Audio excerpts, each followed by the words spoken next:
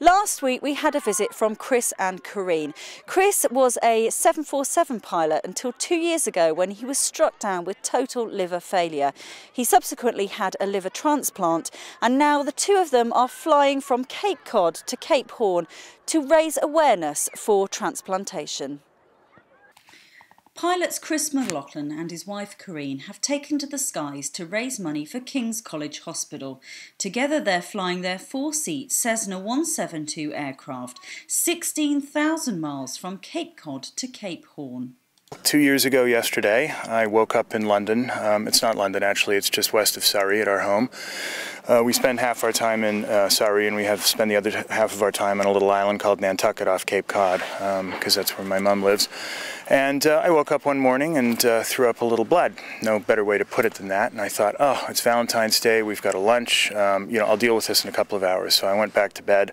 2 hours later, woke up, tried to stand up, hit the floor. And that was the beginning of 2 months of being in a coma. And I was taken to a local hospital in Guildford, Royal Surrey, and they kind of stabilized me and did a tremendous job of making me not die on the spot.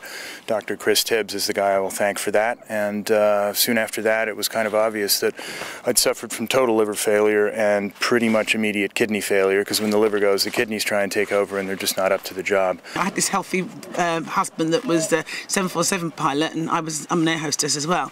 And he collapsed, Valentine's Day collapsed, and it was all out of the blue. So it was absolutely shocking. It was something the worst thing that could ever happen to you, to anybody. I would never wish this on my worst enemy. It was so shocking that you kind of go into automatic mode. I mean, people said, oh God, how did you cope? But how else do you cope? You just kind of get through it, and you just have to, each day was just crossing your fingers, praying and hoping that you're going to get the light at the end of the tunnel eventually.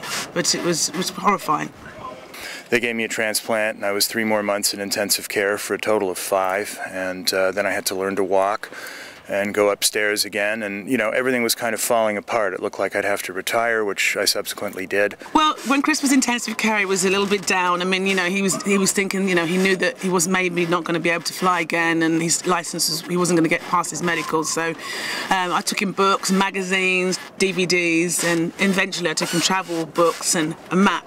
So Corin got me a map just to give me something to do more than anything else, and I found a pen that was as long as a tank of gas was, and I just sort of started working my way down the map, and I thought, we can get through the Caribbean, we can get, we can deal with Guyana. There were a couple of iffy legs, like from Trinidad to Guyana was a bit long. After a couple of days I came back and he's like, oh, we can fly, you know what we need to give back? We need to give back to the hospital. I said, yeah, that's great. He said, we need to fly the little plane. I said, our plane? Yeah, we need to fly our plane to South America. It's like, really? Okay. And I said, no way now. There's absolutely no way we can do it. It's a one-engine plane. It's a little tiny plane.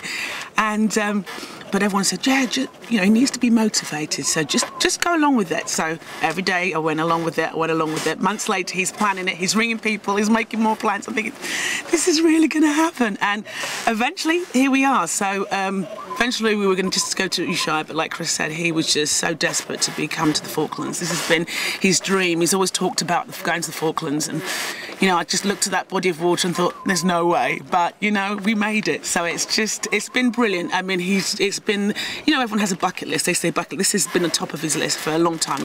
The important message of our journey, I think, is that, every year 1,000 Britons die because there aren't enough organ donors. 500 Canadians die every year. 18 Americans die every day because of the shortage of suitable organ donors. And when you think that one organ donor can save 8 lives and improve up to 75 others with tissue and skin and various bits and pieces, it just is a free way to save life. It doesn't cost anything. There's no research that has to be done. There's no cure that has to be found. No galas have to be held and tremendous amounts of money spent on, non-directed costs. It's just you tick the box, you become an organ donor, and you will save a life, period. So I know it's a little different in the case of the Falkland Islands. You are quite remote. But let's say a critical care person does happen to die, sadly, in Santiago. Well, maybe their organs would be beneficial to someone else. I'm here today, and really kind of shouldn't be, if it weren't for somebody else's kindness. And it was a lady called Maureen, in fact. She died age 58. Of meningitis, and was kind enough to have ticked that box on her driver's license application. If you would like to find out more about Chris and Corinne's trip, or if you'd like to donate to the King's College Hospital charity, you can do so through www.flightforlives.com.